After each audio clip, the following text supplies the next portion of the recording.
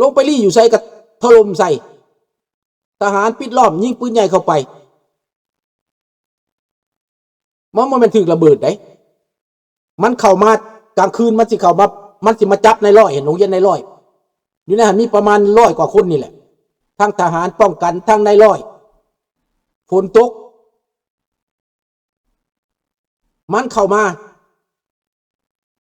มันสิมาหยุดเอามันสิมาจับเอาในร้อยน่ะพอดีทหารยามเขาก็อยู่ในป้อมมาแล้วฟ้าแม่เลื่อมแล้วเขาแล้วเอ้าแม่นยังหมวกทหารแก้วเต็มจะเพื่อกอยู่ในสนามเพราะว่าค่ายมันอยู่แคมป์ซี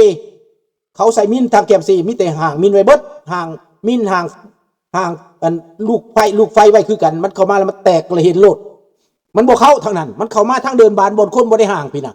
ทางถนนพี่น่ะทางแคมทางพี่น่ะคานเขามาได้เดินบานพอเดินบานบนกีฬาบนเขาแอบทหารบนเขาฝึกบนเขาเตะบนเขาซ้อมดิบนเขาลินกีฬาดิเนาะมันเข้ามาทางเดินบานนั่นเลียนแถวเข้ามานะกึ่งขอนไม้เขามานำหมูบเขามานำฝนตกผ้าแม่เลื่อมเขาเห็นได้บาดนี่ปืนนั่นน่ะเขาห้องว่าFMบ่ปืนยังปืนดูเซตน่ะปืนยิงยนต์น่ะปืนFMบ้ากับปืนยิงยนต์น่ะเขาก็ปิดลงลุ่มแล้วแหละบาดนี่น่ะไปบอกทหาร12ก็บอกเรียนกันอยู่ให้เอามาไว้บ่อนเดียวนี่เบิดตั้งเรียนกันโลดลูกปืนกับคนมาเฮียนกันไว้ฮอดเวลาเปิดโลดป้าแม่เลื่อมเห็นกันสัตว์เลียดินนี่โลดยิงสนั่นวันไหวตายกองลีลอนอยู่ทหารพวกกันนายร้อยนี่ตาย 2-3 คนบ่แต่ว่าแก้วนั้นสู้บ่ได้ยิงจนฮอดแจ้งพี่น้องตั้งแต่บ่ายโมง1ฮอดแจ้งอันนี้ลุงข้าพเจ้าเล่าสู่ฟังได้คนกระซาเบิดบ้านเบิดเมือง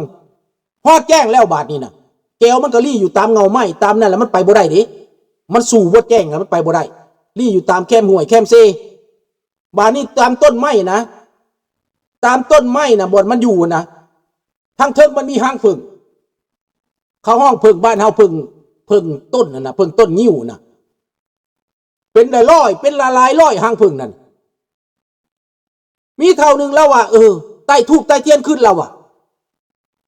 ใต้ทูบใต้เทียนขึ้นแล้วก็สูตรมนต์แล้วเท่านั้นจักแม่นคน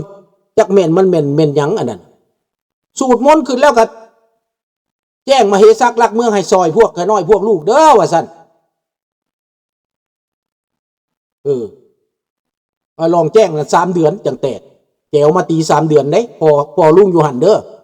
3 เดือนตีกันอยู่หันน่ะทหารไทยก็มาซอยคือกัน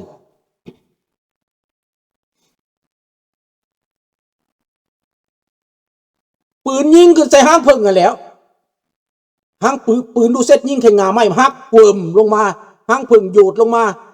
โอ้ยมันไล่ตอดแก้วอีแม่คุยทิ่มปืนละแล่นนะจู่โอ้ยเจยแล้วแล่นลงไปโตนน้ำพุ่นทหารเล่าจับเอากระมีเห็นบ่ล่ะหางเพิ่งได้พี่น้องเพิ่งไล่ตอดทหารเกี่ยวได้นั่นเห็นบ่ความจริงน่ะบ้านนี้ไทยบ้านไทยเมืองไทยดงเห็นกับเจ้าว่าผีรักบ้านรักเมืองซอยว่าสั่นที่จริงกระแมนแต่ว่าหางเพิ่งกระแมนยิงมันดิเจ้าไปยิงมันโยดลงมามันบ่ได้ไหวได้เพิ่งมันไล่จับได้ไล่ตอดได้3 คืนตีกันอยู่หันคืนที่3มันแตกแก้วแตกละมันแตกถอยไปบ้านเจรมองพุ่นแก้วแตกไป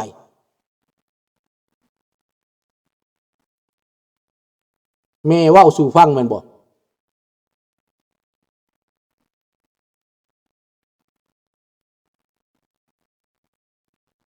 นั่นแหละพี่น้องไทยบ้านไทยเมืองเขาเจ้าว่าผีรักบ้านหลังเมืองซอยนี่แหละห้างพึ่งไหลมันแตกไปแล้วนะพี่น้องทหารจากสวรรณเขตทหารจากเซโนไปฮอดไปหลายกองพันเนทหารไปฮอดแล้วเขาเจ้าไปเก็บศพมันเก็บบ่ไหวทหารตายนะทหารแก้วตายเอาโลดูดมาดูด ผมอยู่หันแหละดงเห็ดนั่นตายหลายมึงอย่าได้ซากศพมาขุดเอาเด้อบักแก้วเด้อมึงอย่าได้กระดูกมึงเมื่อนะมาเก็บเอาอยู่ข้างเดินบ้านหันโบแมนอยู่บอนอื่นไก่บอกมันมาเก็บเอาผู้ใดอยากมันอยากได้กระดูกบอกมันมาเอาเด้อให้มันมาเอาโคตรฝ่อโคตรแม่มันกลับบ้านกลับเมืองเด้อกระดูกฝ่อกระดูกแม่มึงตายอยู่นี่แหละบ่มีสื่อบ่มีนามสกุลตายขึ้นมาตายเป็นหลอดเป็นฟันเด้อนี่ละพี่น้องเอ้ามื้อนี้ก็จบตอนนี้เรื่องจริงมาเล่าสู่ฟังลูกหลานว่าสิเว้าเรื่องยูเครนไปให้มันจบ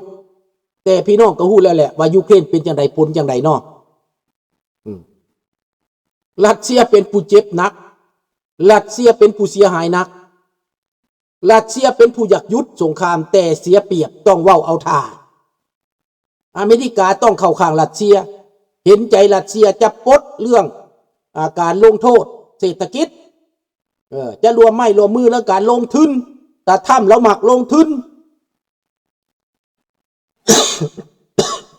ขอบใจลูกหลานทุกคนนะบ๊ายบายอำลาพระจักรตัวนี้พบกันใหม่